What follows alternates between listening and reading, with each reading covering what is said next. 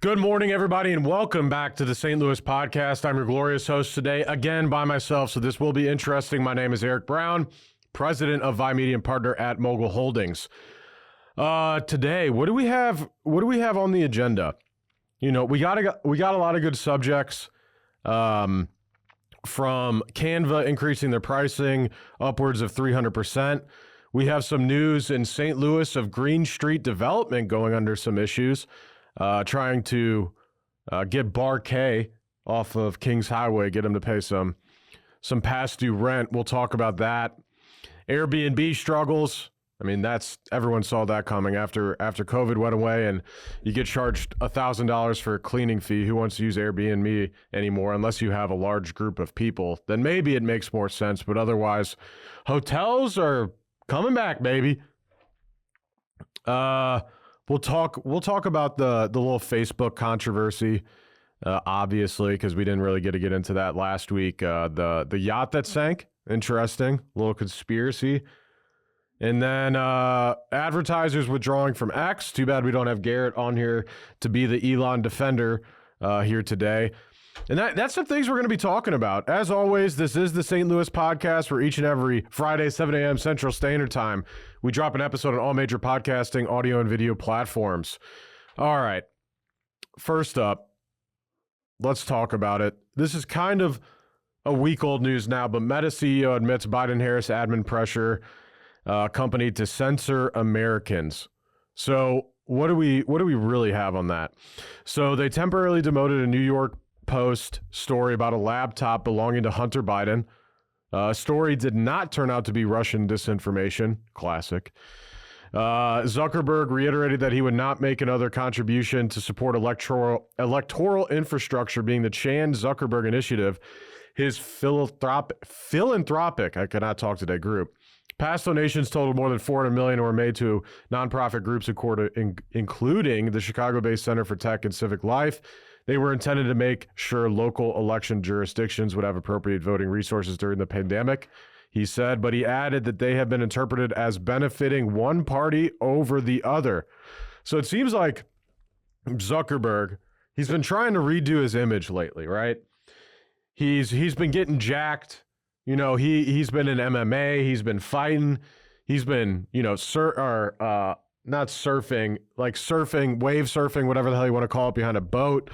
I mean, he's trying to redo his image, right? We all remember Mark Zuckerberg as that nerdy guy with that awful photo. Hopefully we can put this photo up actually right now. That awful photo of so much sunscreen on his face.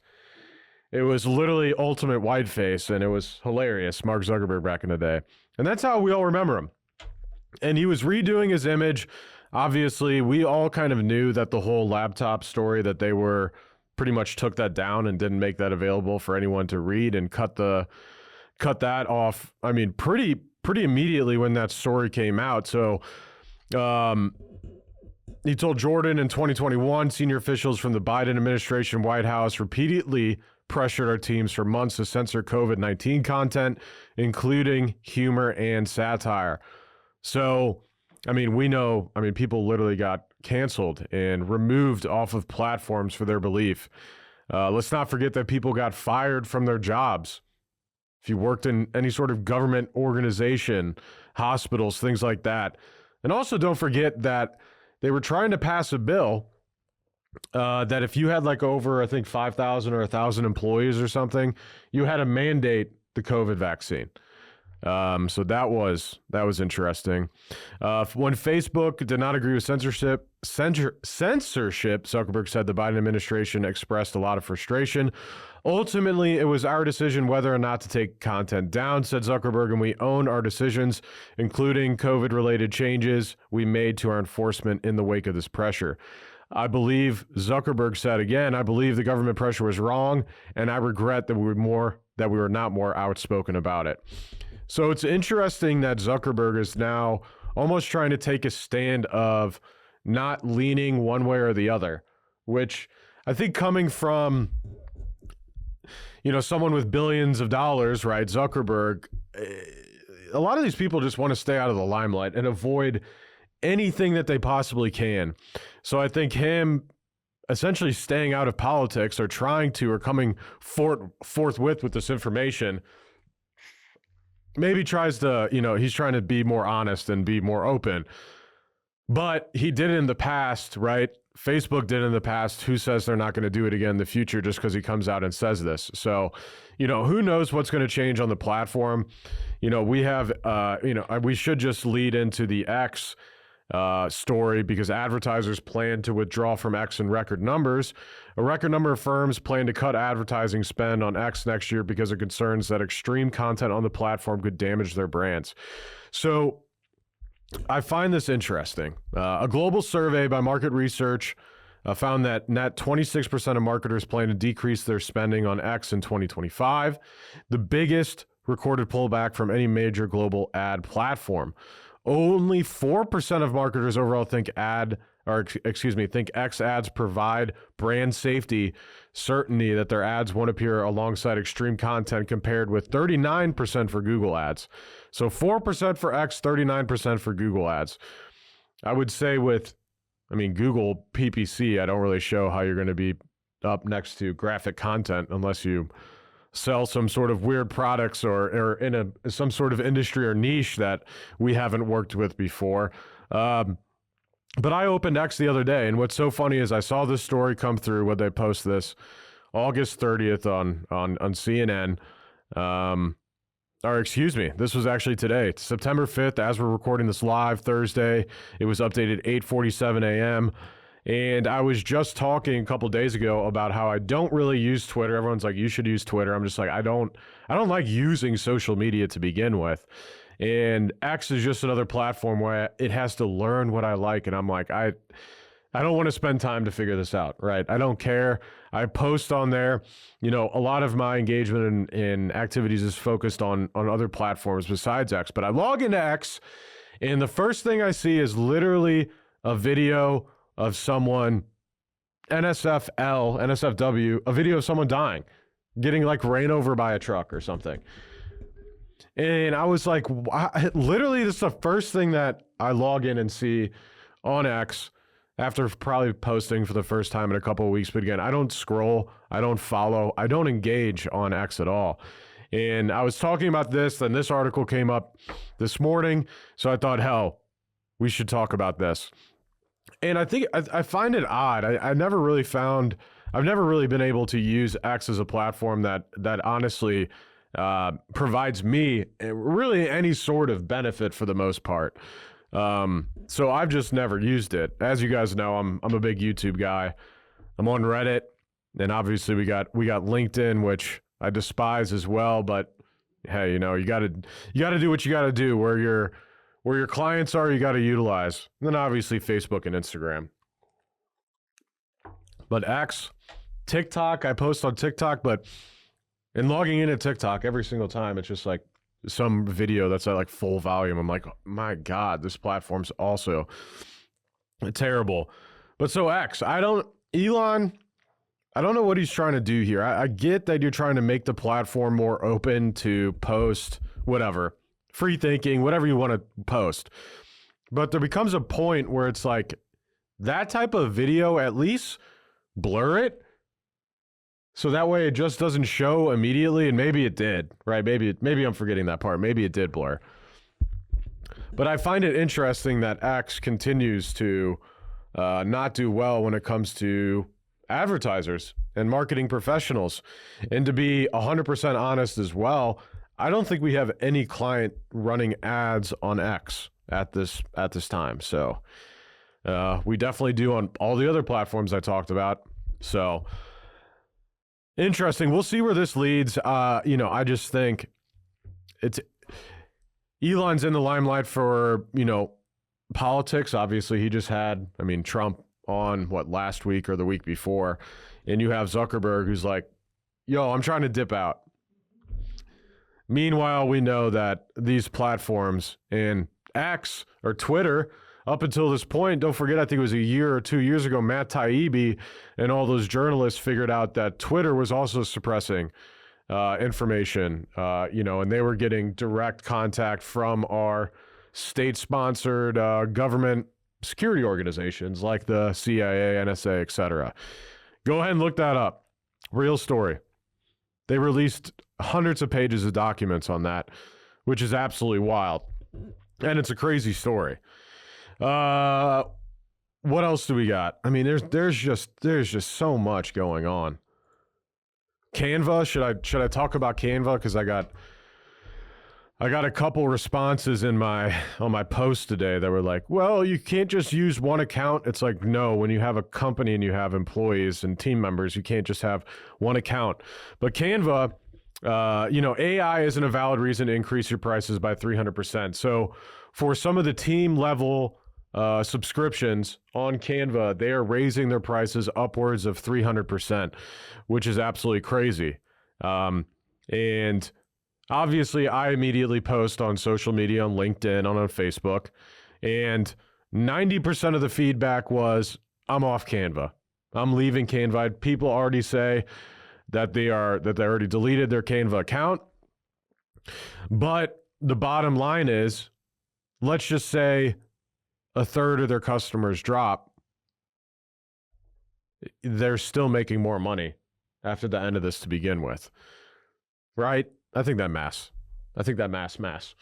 But these companies continue just to think that, especially subscription services, like as a marketing agency, Vi pays for an insane amount of subscription softwares just because we need to in order to do research, in order to do what we need to do in order to be a proficient marketing company.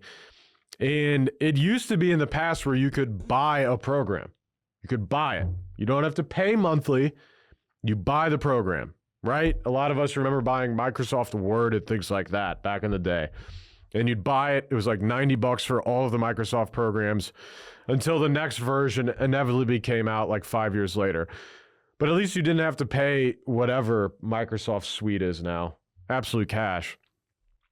And everything's subscription. You can't actually buy the product anymore. You have to pay every single month, or of course you pay yearly to get the % off. But then when you cancel, you're like, oh, I'm not going to get the money back for the time I didn't use. So then you're like, well, do I pay for a year?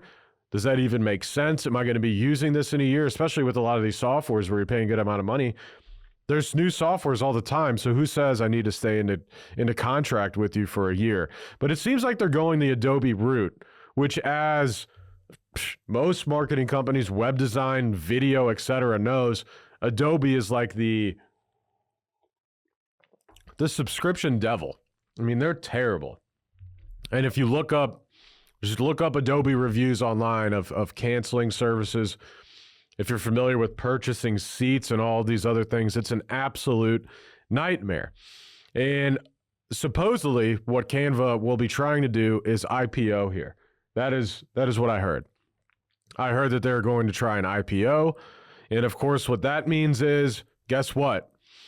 Them being a private company and caring about their customers is completely out the window. Now it's up to the shareholders. And of course, what shareholders want more than anything else, profit, baby. Sweet, sweet profit.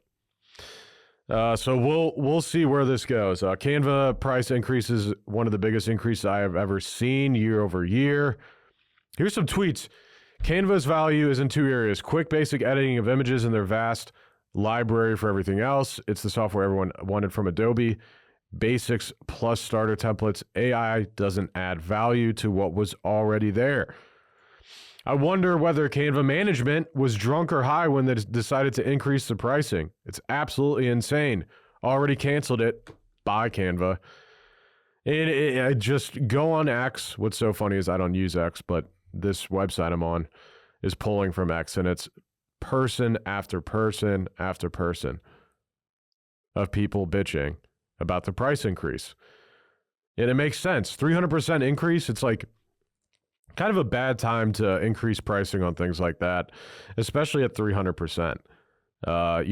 Just take a look at other subscription softwares that have maybe done anything similar in the past, or also people that, continue to drop from other subscription sources, such as those of streaming that a lot of us have.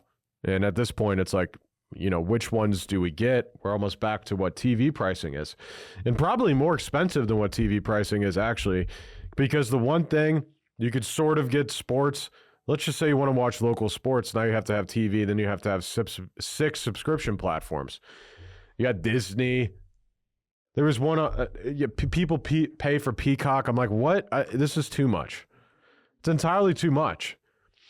And what are we going to do about it besides voting with our wallets, which is why at Vi Media we canceled Canva. See you later. You don't care about the people that use your platform. There are other platforms like you that people can go to, and a lot of people will. But this story is old as time. I'm sure Canva will be fine in the long run, or at least in the short run, I should say. Maybe not in the long run, at least in the short run, until they IPO, and then that, stock just tanks. What else do we got? Let's talk about some St. Louis news. Green Street Development. So St. Louis developer owes $800,000 in property taxes. It's causing problems at City Hall. So Green Street Real Estate Ventures owes the city of St. Louis over $600,000 in delinquent taxes on the property at 3728 Market Street, where Murs Goodwill Outlet and Warehouse Building are now located. So this comes in the wake of the news. Where'd I have it? There it is. St. Louis developer Green Street seeks to evict Dog Bar, which is, of course, Bar K. Bar K owes nearly $300,000 in rent for its location at 465 McCray Avenue in the city's Forest Park Southeast neighborhood. Green Street alleges in its suit. Green Street suit seeks payment of back rent and possession of Bar K's premises located in a building that also includes the developer's headquarters. The lawsuit against Bar K follows several rounds of non-payment claims that have been against Green Street. And the Forest Park Southeast developer last year laid off staff, put sites up for sale, had affiliated subsidiaries split off on their own, and saw one of its most ambitious development plans for high-rise in Clayton dropped. So you read that as Bar K isn't paying rent. Now, doing a little bit of research, what you can actually take into consideration is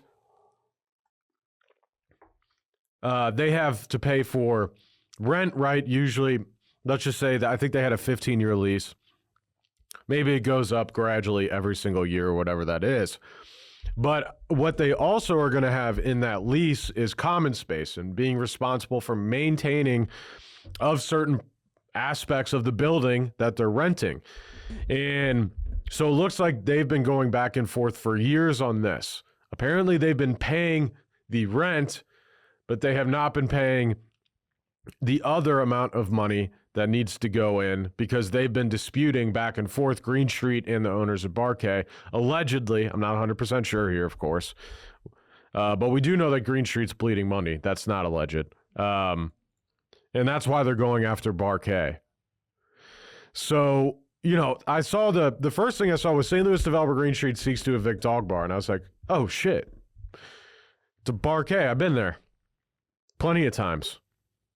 Someone else's dog, though. Better than my own. And that Bar K is actually a pretty good time. I don't want to think about how nasty the floor is, the turf. But, it is what it is. But dogs have a great time. And for you men out there that are single with a dog, probably not a bad place to go, actually. I would argue one of the best places to go. So Green Street, one of the region's most prominent developers, owes the city's hundreds of thousands of dollars. They have been asking for an extension on tax break on North Riverfront land. It wants to turn it into industrial space. But aldermen, including President Megan Green, said in recent days that they can't cut Green Street's taxes when it already owes the Treasury more than $20,000 on that property alone, due at the end of the year. Green said, Megan Green, can you look up who Megan Green is real quick? The president of North Riverfront, I'm assuming. I don't know who this is. Other people in our city are required to pay their taxes to access other benefits in our city, Green said. Absolute money. Thank you. We finally have people in local government that are standing up against these large corporations because it's easy to fold. Green Street's trying to develop massive things like in Brentwood and other areas. But if you look up the past history on Green Street, really since news started to break, I think at like the beginning of last year that they were just bleeding money. Green Street also owes at least 3 other properties in the city, including more than $100,000. McRae Street, like I said, bring his tab, heading into 2023 tax season and nearly $800,000.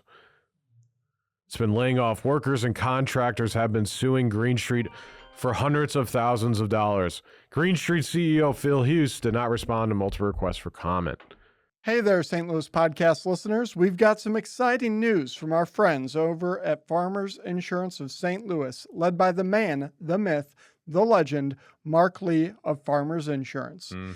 If you're looking for a job or to own your own business under a brand that everyone and their cousin is familiar with, Mark Lee with Farmers Insurance of St. Louis is recruiting insurance agency owners here in St. Louis for their Farmers Insurance Mentorship Program. And as many of you are aware, Garrett and I have owned quite a few successful and award-winning businesses over the years. And in a past life, one of those was a farmers insurance agency out of Chesterfield, Missouri. Eric and I know firsthand how hard it is to start a business under a brand that no one has heard of and convince consumers and businesses to trust that you're an authority figure in your industry. And as many of you know, we own an award-winning marketing firm, Vi Media, the one that Garrett was just discussing. And building that company's reputation literally took years. We're still building it to this day, and it's been 8 years in the making. However, with the Trusted Farmers Insurance Agency name on the building, we got started when we started our Farmers Insurance Agency. The trust was already built and has been for 96 years. And if you can't do math, that means Farmers Insurance has been around since 1928. Luckily, you don't need to be a human calculator to get rich as an owner of your very own Farmers Insurance Agency. Nope. All you have to do is reach out to the one and only Mark Lee, the leader of Farmers Insurance in the greater St. Louis metropolitan area. That's right. So ensure he continues to sponsor our show and your favorite podcast, the St. Louis Podcast, by quitting your job today and calling Mark Lee. I wouldn't even wait for him to answer your call. Call your boss now, quit, and become your very own business owner. Visit insurancecareerstl.com. That is insurancecareerstl.com. Should we spell it out? Yes. It would INSURANCE. Career, CAREER, STL.com, insurancecareerstl.com. Go there now. Back to the podcast. And wait, insurancecareerstl.com. Back to the podcast. Okay. President of the Board of Aldermen. That makes sense. I didn't put that together after they said the alderman and her. That makes sense. Shout out to the aldermen for doing their job. Hey, we're a large company. So contractors file dozens of suit. Let's see here.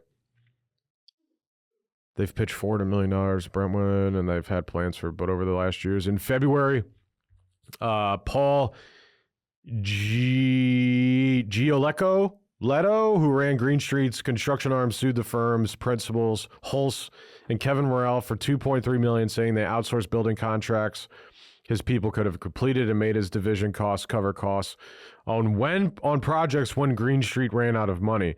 The lawsuit was eventually dismissed, but then contractors hit Green Street with dozens more, alleging they hadn't been paid hundreds of thousands of dollars for their work. Gateway Roofing filed a lien for $140,000 for work on apartment buildings in the Grove. Alper Audi Inc. filed another $211,500 for work on an apartment project in the area. I mean, and the stories go on and on. So it seems like Green Street got a little bit over their head.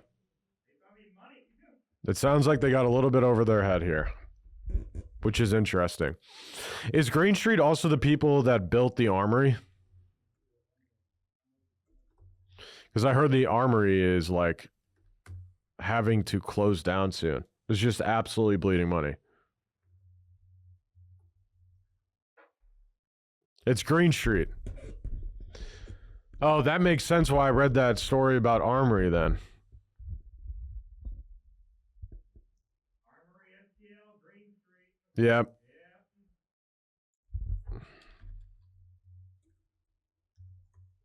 Do they have a lawsuit against them yet?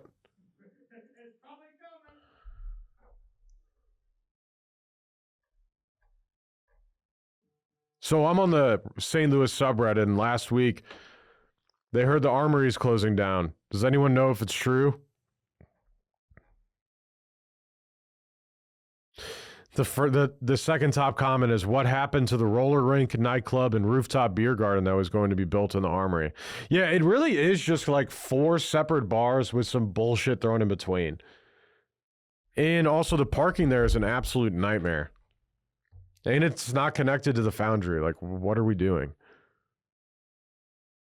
People are saying it might be sold off, but not shut down. Gotcha. Okay. So Green Street's trying to just get rid of it as an asset. They need money, so any way they can got it. So interesting. So Green Street's doing they're doing a little PR. They're making it seem like these tenants are the problem. But Barkay and to be honest, I don't see how the Armory makes a ton in profit. Their overhead on that space has to be insane. And even on all right, fine, maybe you make money on Friday or Saturday. What about every other day of the week? I just don't see how they're making the money back for that. But it sounds like Green Street is having some issues, allegedly. Don't copyright strike or do something to this video, please.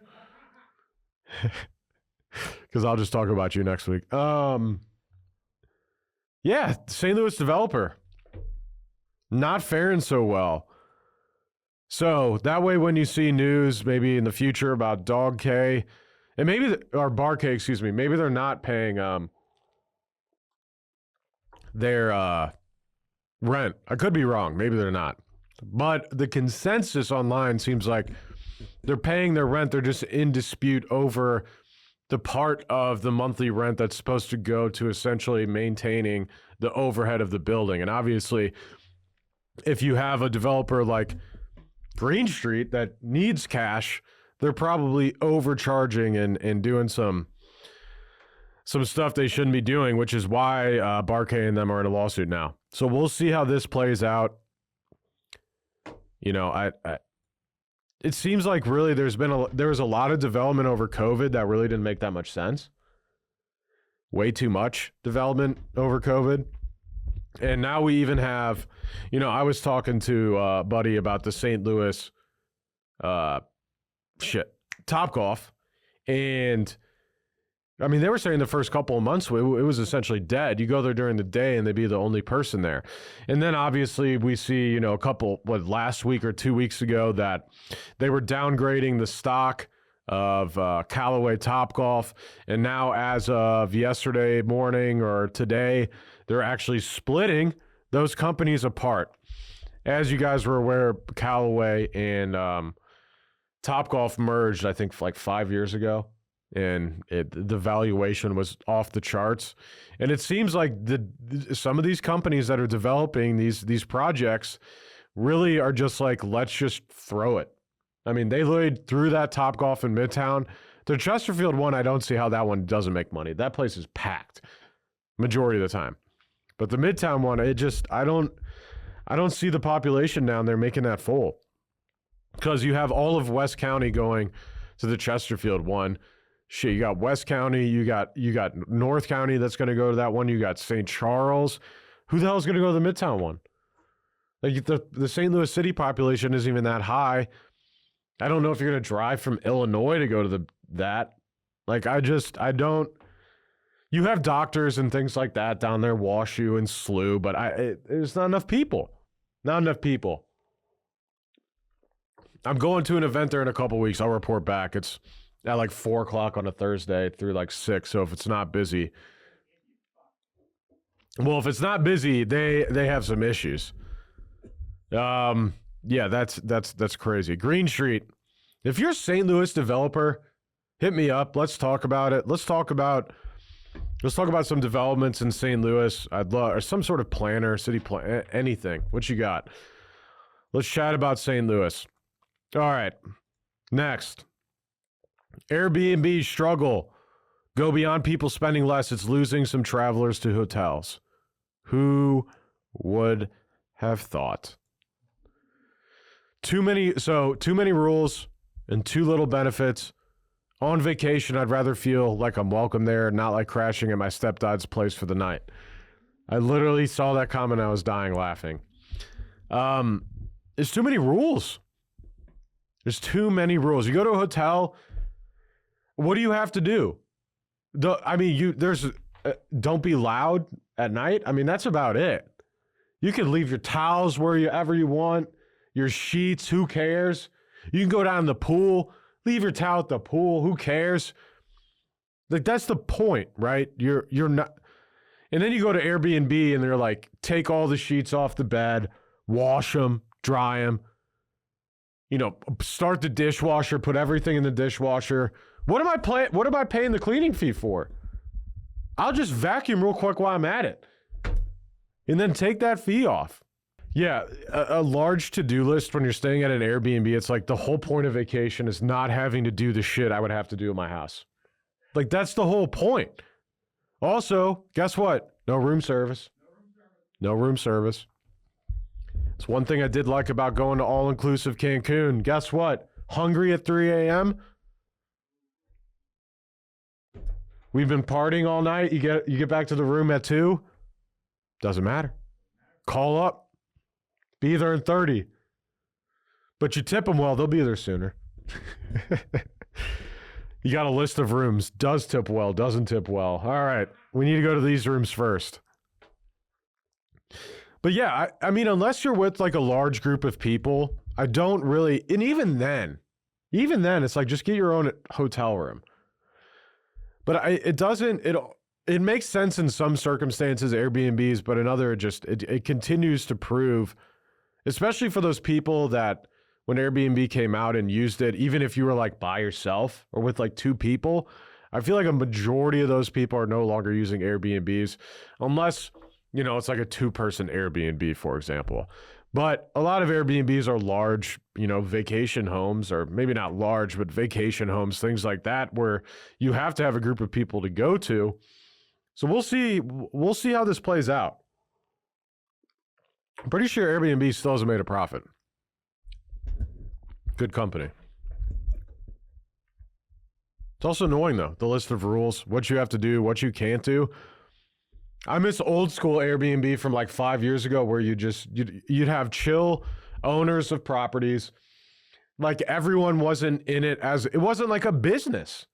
Like, it wasn't an Airbnb property. It was like, like sometimes I'm here, but like then I just rent it out when I'm not there. And those people really don't care as much. Because they don't need the money. They didn't buy the property just for the money. At that point, don't have an Airbnb. If you care that much that people are going to be doing things in a bedroom, do we really even want to think about the number of times that other people have done stuff in the same bed that you're sleeping in at a hotel? No, you just don't think about it. Because otherwise you're like, all right, this mattress has been here for 3 years. All right, let's just say they rented out 300 nights, let's just say 300 nights a year. That's 900 nights. That's 1,500 nights over 5 years. Let's just say 10% of the time. That's 150 times. And that's just one time, you know what I mean? That's just one time in the night or the day or whatever. Oh, I wouldn't dare.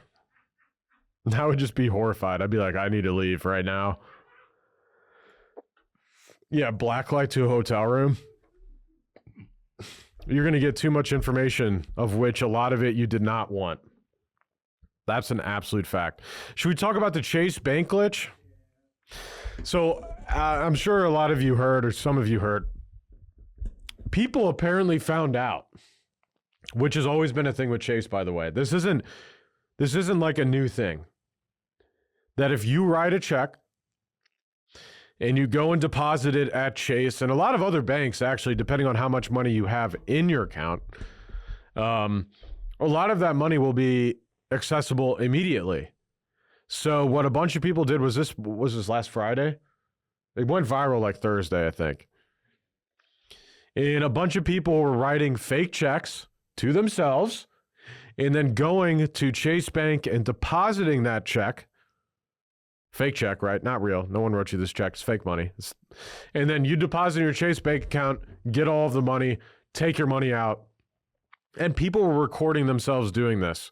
Now, I don't know if any of you, know anything about fraud, but that's fraud, brother. And it just goes to show, like, it went viral on TikTok, which I heard an interesting conspiracy behind why that went viral. And they're like, China. And I'm like, because China just wants to cause chaos in the U.S. And I'm like, that's, even if that's, all right, say it's not true. That's pretty smart on China to go ahead and do that. But yeah, that isn't a glitch. This was just check fraud. Banks are forced to honor checks, which can then be revoked, which is why scammers use checks. So it's not a glitch. And anybody out there that did this, you don't think Chase Bank's going to go after you? It's Chase Bank. Hold on. Largest banks in the world. List of largest banks. JP Morgan Chase. Guess what rank they're at? Top 5. Well, let's just say top 10.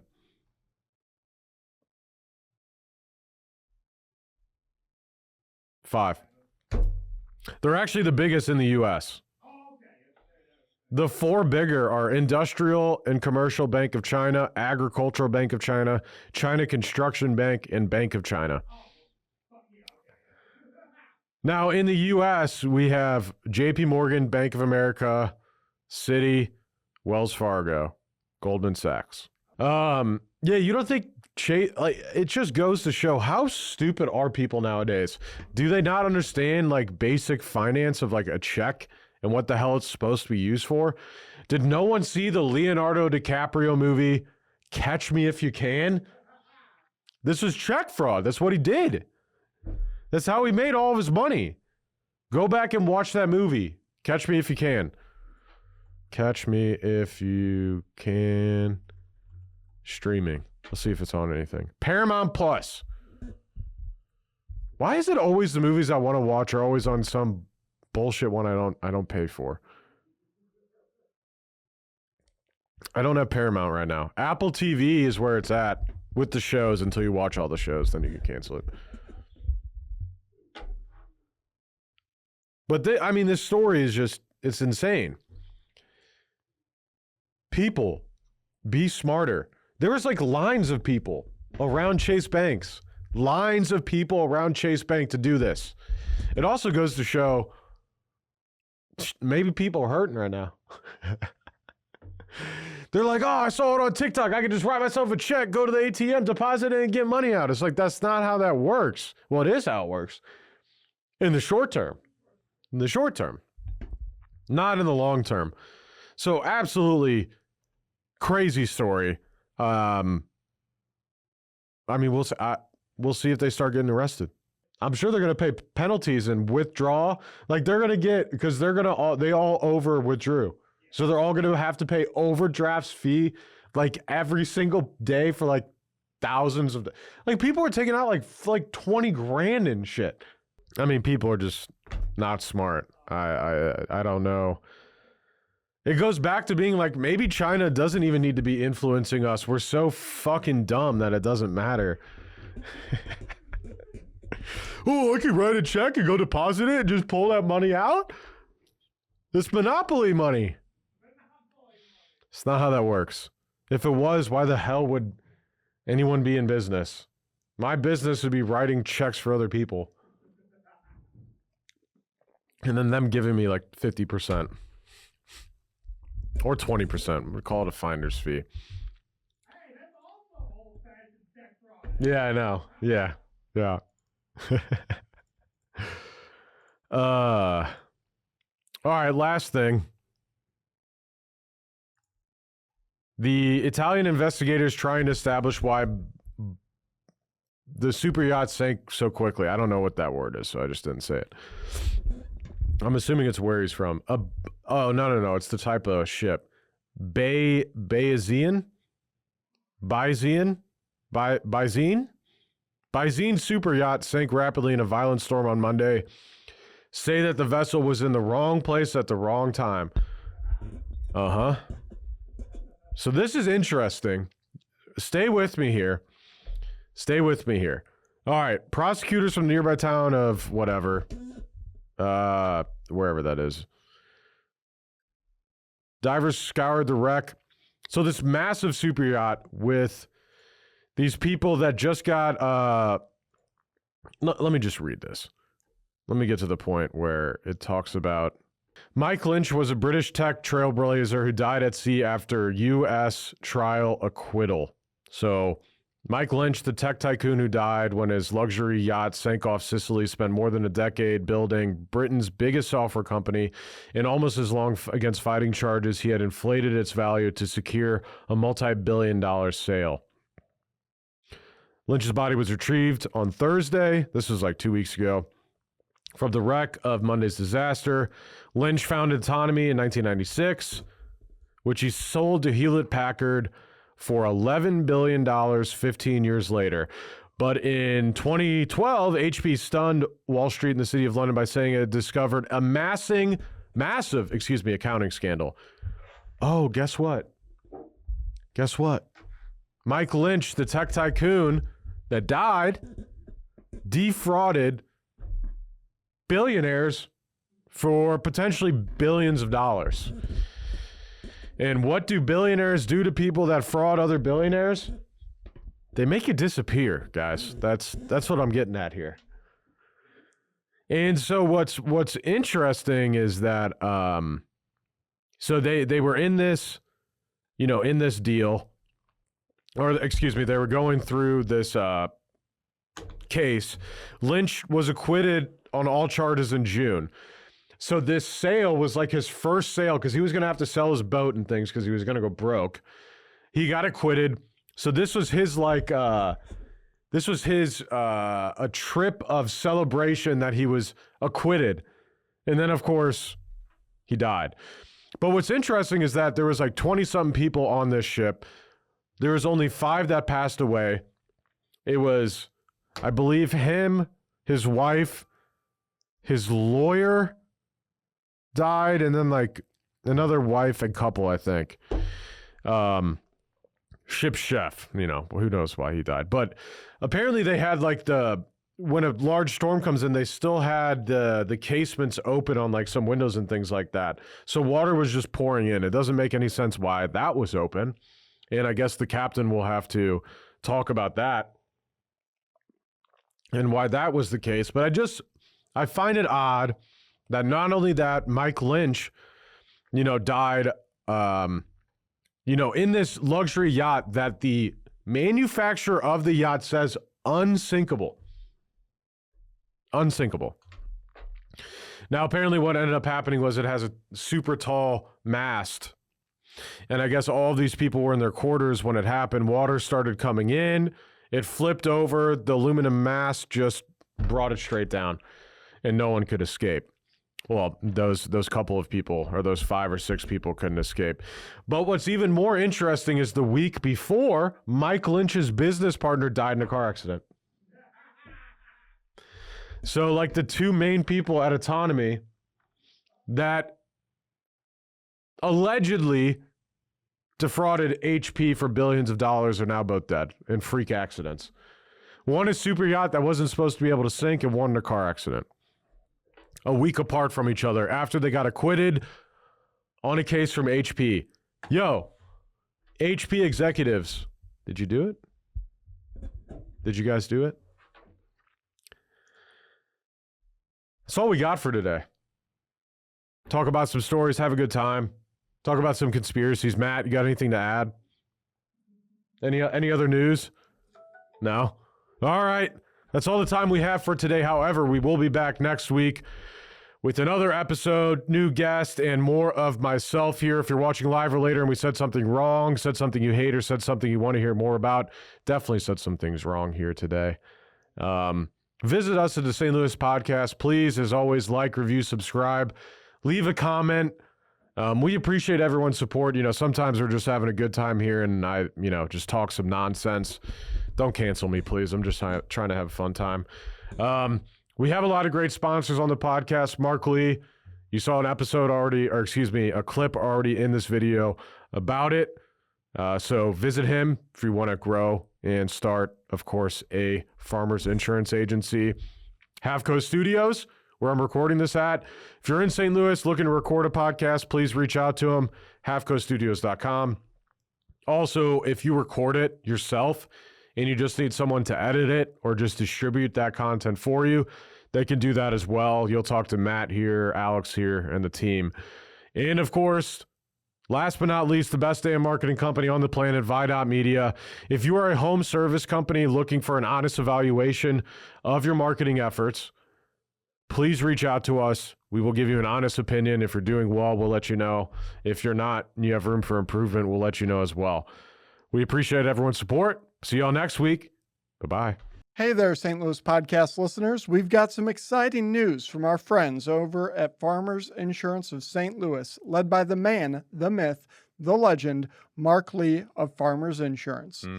If you're looking for a job or to own your own business under a brand that everyone and their cousin is familiar with, Mark Lee with Farmers Insurance of St. Louis is recruiting insurance agency owners here in St. Louis for their Farmers Insurance Mentorship Program. And as many of you are aware, Garrett and I have owned quite a few successful and award-winning businesses over the years.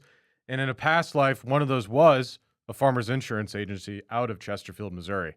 Eric and I know firsthand how hard it is to start a business under a brand that no one has heard of and convince consumers and businesses to trust that you're an authority figure in your industry. And as many of you know, we own an award-winning marketing firm, Vi Media, the one that Garrett was just discussing. And building that company's reputation literally took years. We're still building it to this day, and it's been 8 years in the making. However, with the Trusted Farmers Insurance Agency name on the building, we got started when we started our Farmers Insurance Agency. The trust was already built and has been for 96 years. And if you can't do math, that means Farmers Insurance has been around since 1928. Luckily, you don't need to be a human calculator to get rich as an owner of your very own Farmers Insurance Agency. Nope. All you have to do is reach out to the one and only Mark Lee, the leader of Farmers Insurance in the greater St. Louis metropolitan area. That's right. So ensure he continues to sponsor our show and your favorite podcast, the St. Louis Podcast, by quitting your job today and calling Mark Lee. I wouldn't even wait for him to answer your call. Call your boss now, quit, and become your very own business owner. Visit insurancecareerstl.com. That is insurancecareerstl.com. Should we spell it out? Yes. It would INSURANCE, career, CAREER, STL.com, insurancecareerstl.com. Go there now. Back to the podcast. And wait, insurancecareerstl.com. Back to the podcast.